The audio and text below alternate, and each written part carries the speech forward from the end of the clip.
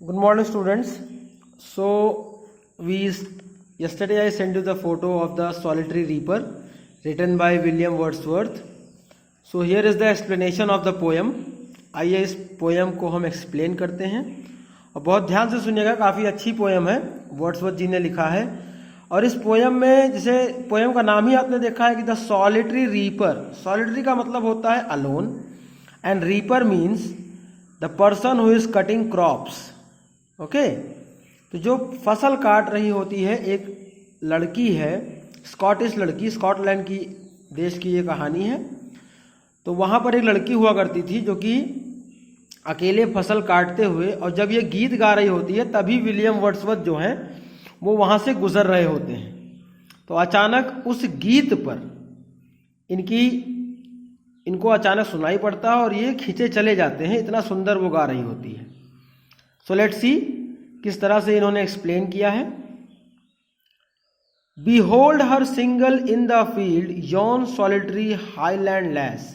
Behold her मतलब वहां पर देखो उसको, अकेले खेत में, yon solitary highland lass, वहां पर जो है एक उस वीरान सुनसान खेत में एक अकेली सी, हाईलैंड लैस का मतलब होता है स्कॉटिश गर्ल। ओके, अकेली स्कॉटलैंड की लड़की जो है वहां पर है। Reaping and singing by herself, जो कि काट भी रही है और अकेले खुद से गा भी रही है। स्टॉप हियर और जेंटली पास, और उसका गीत सुन करके विलियम वर्ड्सवर्थ कह रहे हैं कि मन कर रहा है कि रुकूं, या मन कर रहा है कि आराम से इस गीत को सुनता हुआ मैं चला जाऊं। Alone she cuts and binds the grain and sings a melancholy strain. अकेले ही वो काट रही है और अनाजों को बांध रही है।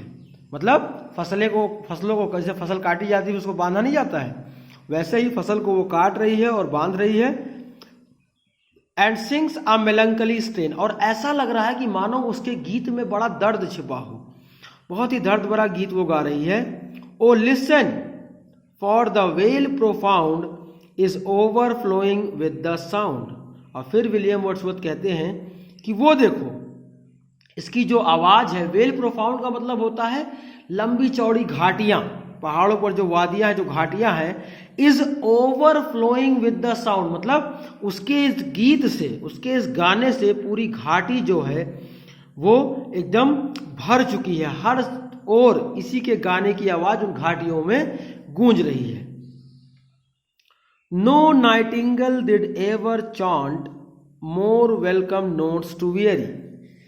मतलब विलियम वर्ड्सवर्थ कह रहे हैं सेकेंड स्टैंजा में, इन्होंने सॉलिटरी मतलब उस लड़की की आवाज को किससे तुलना की है? कोयल से, क्योंकि किसी कोयल ने भी कभी ऐसा नहीं गाया होगा। More welcome notes to weary, जिस तरह से इसके नोट्स हैं, जिस तरह से इसके गीत हैं, कभी ऐसे कोयल ने भी नहीं गाया होगा। और इसके जो नोट्स हैं, more welcome notes to weary, और ऐसा लग रहा है कि इसका गीत जो है वो किसी को सांत्वना दे रहा है। वेलकम का मतलब तो स्वागत करना होता ही है, लेकिन ऐसा मानो किसी को बुला रही हो। किसको बुला रही हो? Band of travellers in some shady halt among Arabian sands, मतलब जैसे कोई यात्रीगण जो यात्रा कर रहे हों, अरेबियन डेजर्ट में कहीं छांव में पड़े हुए हों, थके हारे हों, तो ऐसा लग रहा है कि जैसे इसके गीत जो हैं वो उन थके हारे यात्रियों को सांत्वना दे रहे हो, सहारा दे रहे हो कि उठो और फिर चलो।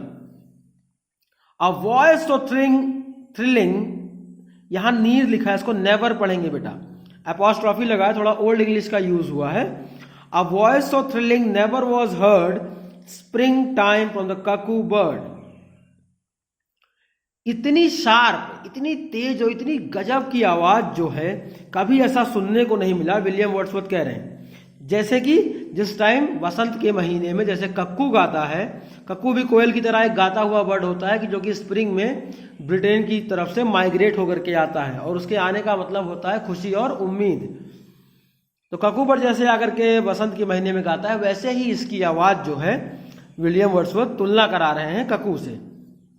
अब कितनी तेज आवाज है? इतनी तेज आवाज है कि वो breaking the silence of the seas among the farthest Hebrides, मतलब ये आवाज जो है, मतलब यहां पर ये बताया गया है कि जैसे समुद्र ने जो चुप्पी साध रखी है। बसंत के महीने में देखो हर चीज नया नया खिलता है, थोड़ा मौसम ठंडा रहता है, तो ऐसा लग रहा है कि जैसे मानो इसकी आवाज़ जो है समुद्र की आवाज़ों को तोड़ रही हो कि तुम भी मेरे साथ गाओ, तुम भी मेरे साथ हिचकोले लो, इस तरह से इसकी आवाज़ है। Among the farthest Hebrides, among the farthest Hebrides का मतलब है कि मानो जैसे जो दूर दूर तक हर छोटे छोटे घास के जो मैदान है उस वीरान जगह पर भी इसकी आवाज़ जो है बिल्कुल अच्छा आभास करा रही है। ओके, सो स्टूडेंट्स, हम आज सिर्फ और सिर्फ इन्हीं दो स्टैंजा का एक्सप्लेनेशन करेंगे।